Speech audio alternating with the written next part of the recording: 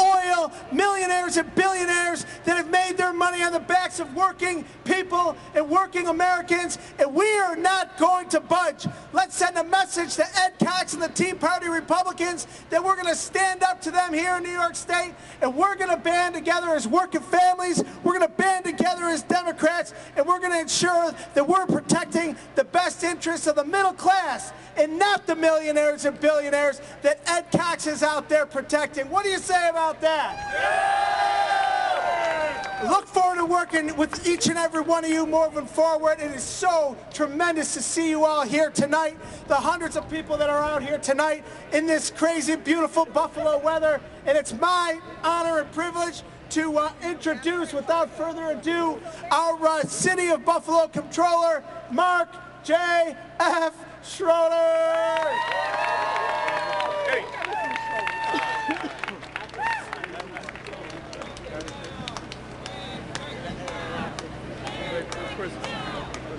Come on, Buffalo, let's hear ya. What were you saying? Say it.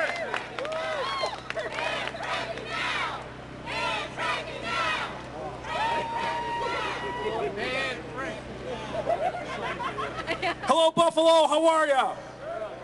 So I'd like to point a few things out. The 2013 election cycle isn't even 24 hours old, right? Am I right? And so the New York State Republican chairman is here in Buffalo. Now, I wonder why he's here in Buffalo and not where he's from in New York City. Why? There was an election yesterday, right? And our mayor won for the third time, 70% of the vote. He won in every councilmanic district in this city, right? What happened in New York City yesterday? The Republican mayor went down. Why do you think that Mr. Chairman is here tonight? Why? He's hiding. He's hiding in plain sight in Buffalo.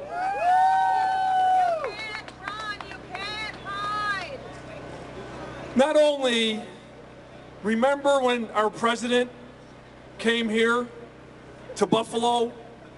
Remember what he said about Buffalo? He said, Buffalo is on the move. Is that right?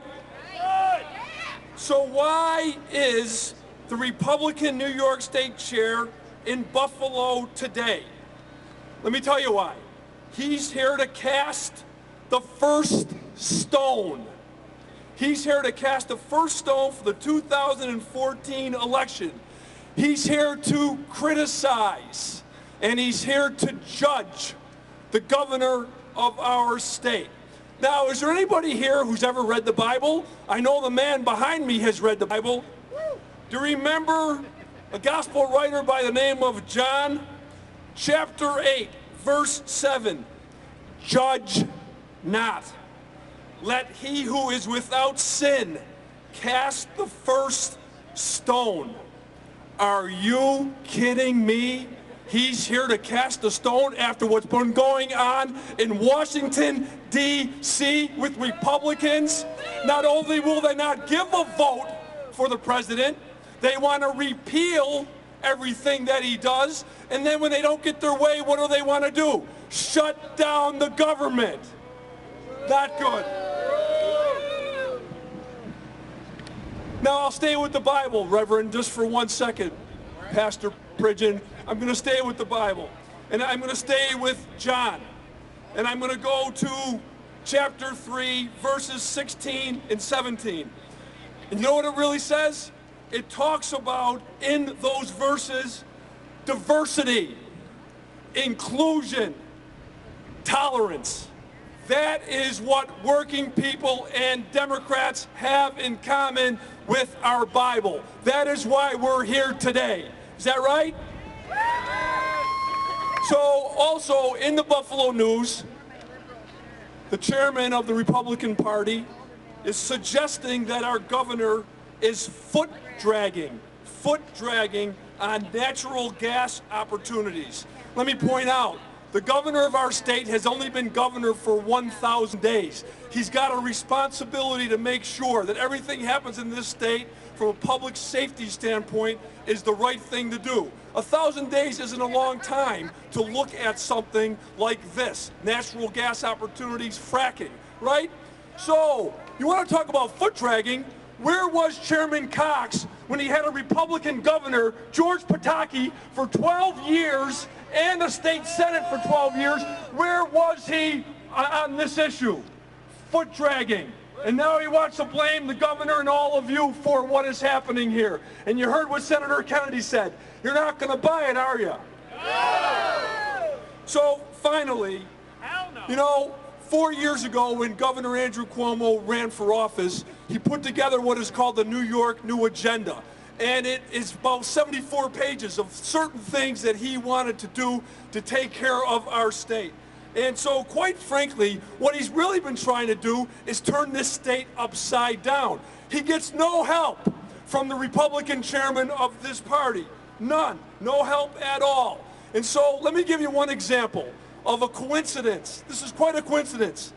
Governor Cuomo is getting no help from Chairman Cox trying to weed out corruption in this state. He's getting no help at all. So what does he have to do?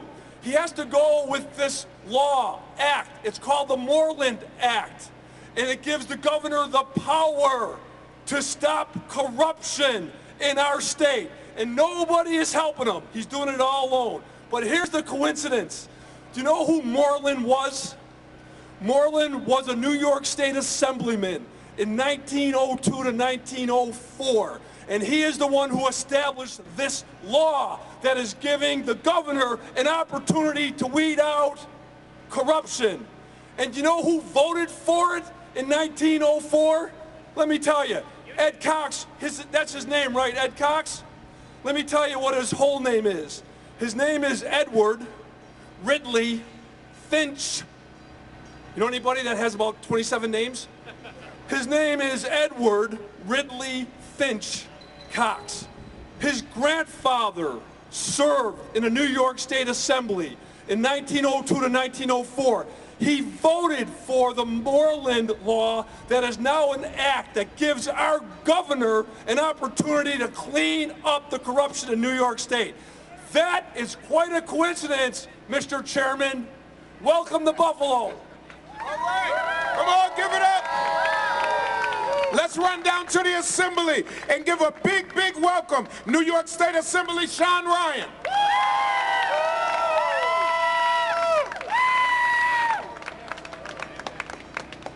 It's a pretty nice sight to look out and see this many people the day after election. Obviously, everyone didn't have enough to do last night. They wanted to come out today again, so that is great. Let's talk for a second about the Tea Party agenda and what it means to New York. The Tea Party agenda means a sequester program that cuts programs designed to help kids in pre-kindergarten. Are we interested in funding pre-kindergarten programs in New York State? Yeah!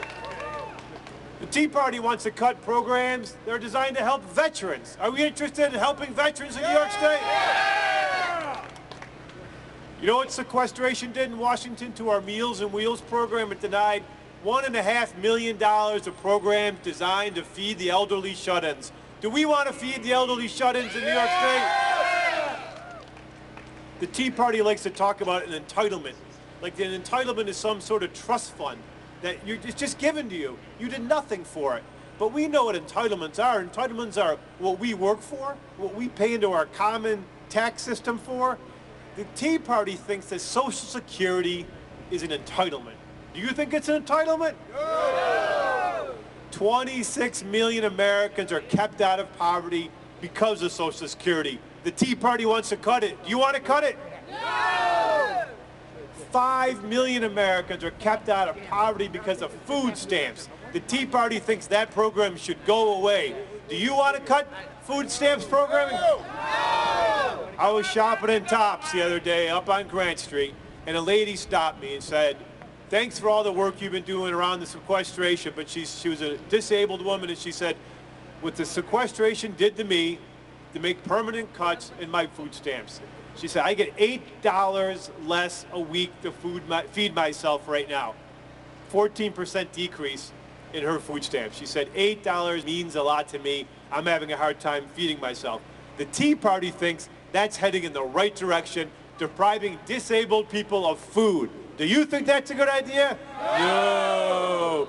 The most vulnerable people of our society, the most vulnerable citizens, have a target on their back, and that target's put on there by the Tea Party. The Tea Party's also interested in having no rules and regulations about things like fracking. I hear all the time people come to my office and say, we have to follow the Pennsylvania model. Let business regulate themselves. You think business is good at regulating itself? No! In Pennsylvania, they took dirty frack water and they dumped it straight into the streams and lakes of Pennsylvania because that's how business does it without regulation. We in Buffalo don't fall for that. You know why we don't fall for it?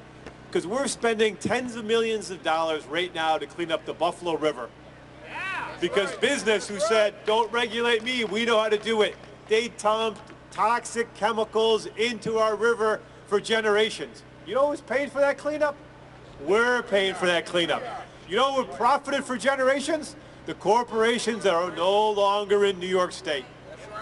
We have a great big brownfield on the shores of Lake Erie. It's not a beautiful site. Used to employ a lot of people. But the company, Bethlehem Steel, when they got done polluting our waterfront, you know what they did? They packed up and left. Guess who's paying for the cleanup, guys? We're paying for the cleanup. Down where the corporate headquarters is in Allentown, Pennsylvania, they have a nice Bethlehem Steel Foundation. They have a nice steel museum. We have a big toxic waste dump that's going to cost millions and millions and millions of dollars to clean up. We have bedrock social programs that we support in New York State. And part of that bedrock social program and part of our bedrock belief is not injecting chemicals into the bedrock to bring out money for private concerns that are just going to pollute our environment. So what's the message to our Tea Party today? The message to our Tea Party is we support our social programs?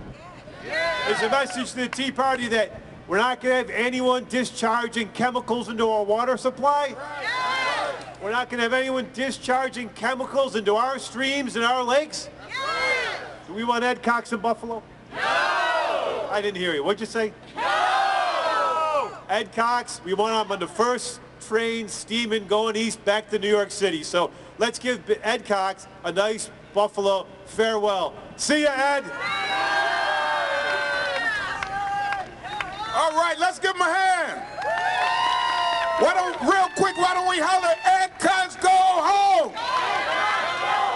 All right, next coming to the podium, will you please welcome from Niagara Falls, the mayor, Paul Deister. Come on. How you doing, folks? We had a little election in Niagara Falls last night. Anybody hear about that? Yeah! We elected 3 Democratic candidates last night. We re-elected Kristen Grandinetti, who's been a staunch advocate for same-sex marriage since before it was popular. We re-elected political newcomer Andy Tuma, who was a top vote-getter.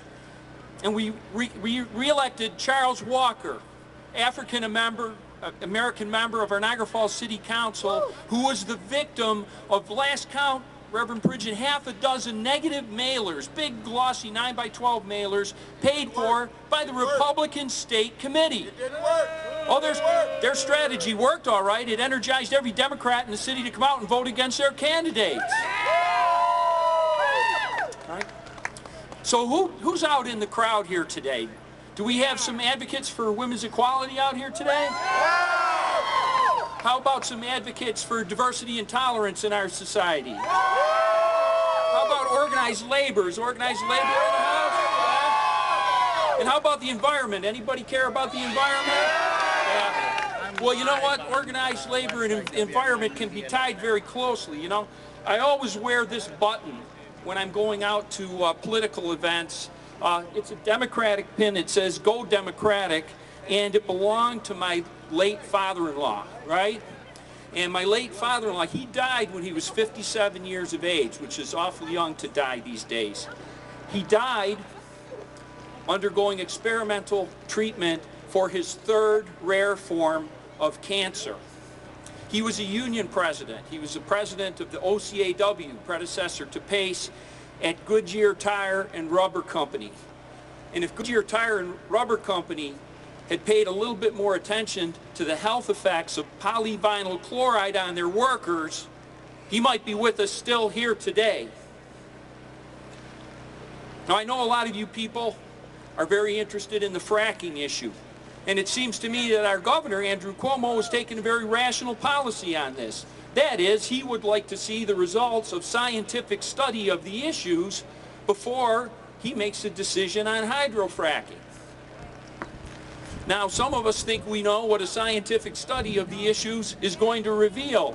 Linda Schneekloth, are you out there? You were holding up a sign on this one earlier, I think, right? In the city of Niagara Falls, we wanted to take the precaution of banning by city ordinance not just hydrofracking, but the importation of hydrofracking waste into the city of Niagara Falls because we didn't want to take any chances, right? So you got this situation here tonight. It's almost unbelievable. Our governor, Andrew Cuomo, he had a fundraiser scheduled here, and when he found out that the Oil and Gas Association was going to be across the street, that was too close to a conflict of interest for him. He decided first to move the event, then to postpone it. Meanwhile, the chairman of the state Republican committee, who's on the board of directors of Houston-based Noble Energy, is addressing the Oil and Gas Association. I don't even know if he knows what a conflict of interest means. So how does this work? He turns his head like this. He speaks out of this side of his mouth as chairman of the state Republican Party. Then he turns this way and speaks out of the other side of his mouth as a representative of the oil and gas industry. I don't know how that works, except, it seems to me that maybe it's not a conflict of interest, because if all you're interested in is the interest of the 1%, then you're not conflicted, right? Not in your own mind, you're not conflicted, right? It's bringing back nightmares for me, all those posters of Richard Nixon. I'm just old enough to remember that man's time as president of the United States. I remember that we beat him once in his first attempt to gain the presidency in 1960, but he reinvented himself and he appeared as the new Nixon and somehow managed to get himself elected in 1968, right? Well, it seems to me like something like that is going on with this New York State Republican Party. We keep beating these people for statewide office, and then they're trying to reinvent themselves and make themselves somehow the new state Republican Party. Well, guess what? The new state Republican Party looks to me an awful lot like the old state Republican Party, except worse. Because instead of turning towards the center, moderating their views and trying to get along with the progressive agenda that's sweeping across New York State, these folks seem to be entrenching themselves on the far right with the special interests, right? And I'm not for that, ladies and gentlemen. I think our state is moving in the right direction. We got a long ways to go, but we're moving in the right direction.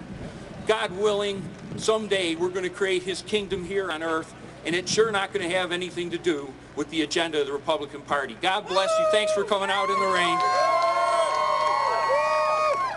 Will you welcome the chairwoman of the Erie County Legislature, Betty Jean Grant.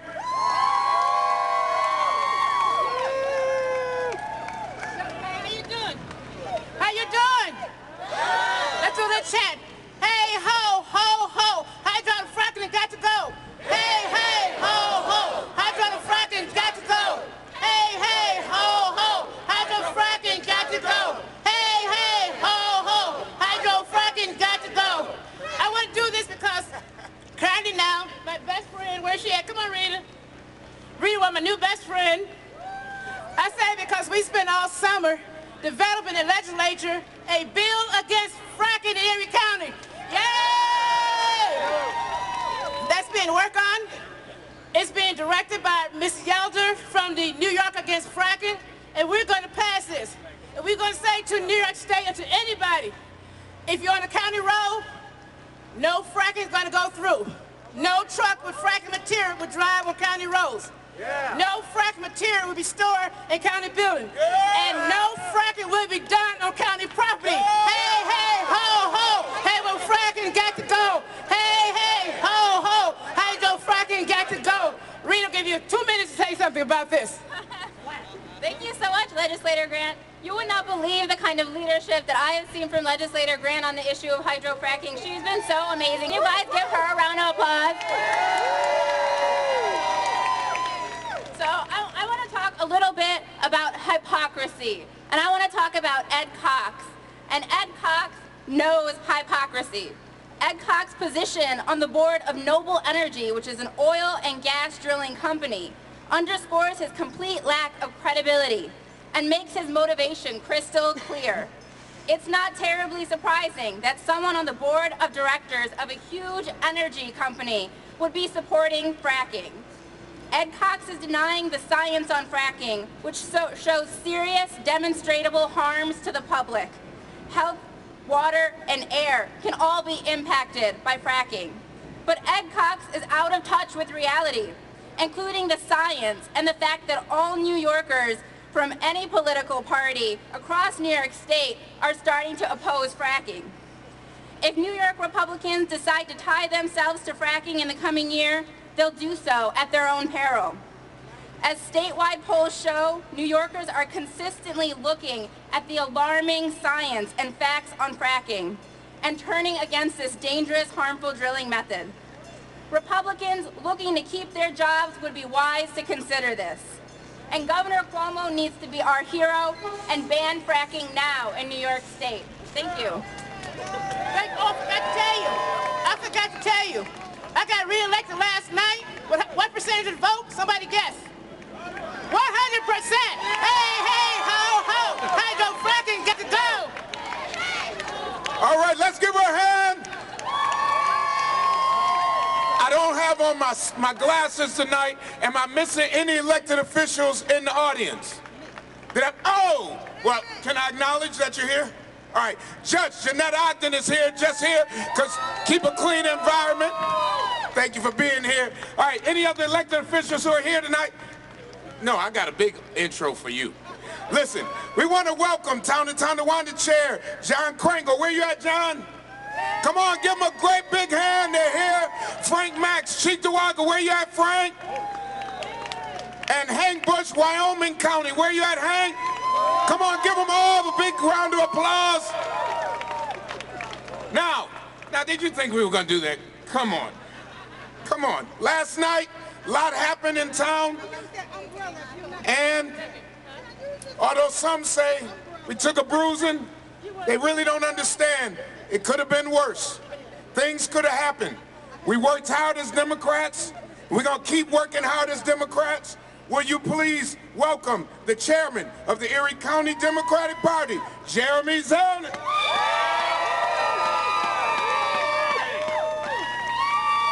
I'm being told we got a few minutes. Look it. We had over 250 people here tonight because we believe in democracy. We believe in democratic values. He's here to deliver a message to millionaires from Texas. We're here to send him a message that we're not going to stand for Tea Party tactics in New York and Buffalo. Let's send him home. Let's send him home tonight with the message that we're here in the rain a day after the election to send him a message.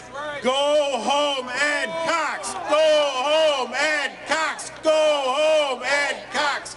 Look it. Last night we had a tough election. But next November, the Republicans are going to take a beating with great elected officials like Sean Ryan, Tim Kennedy, and other people that are working very hard every day.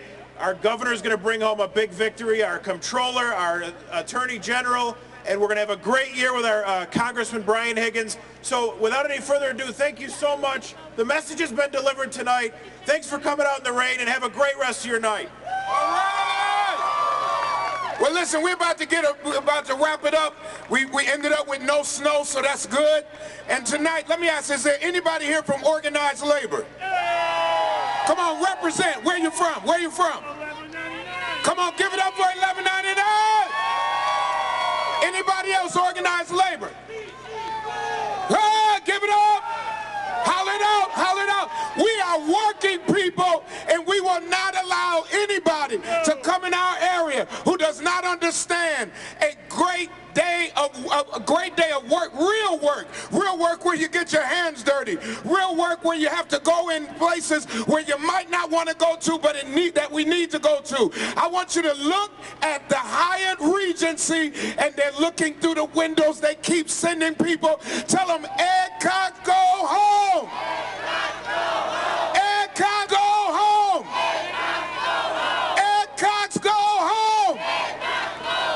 God bless you, and thank you for coming out tonight.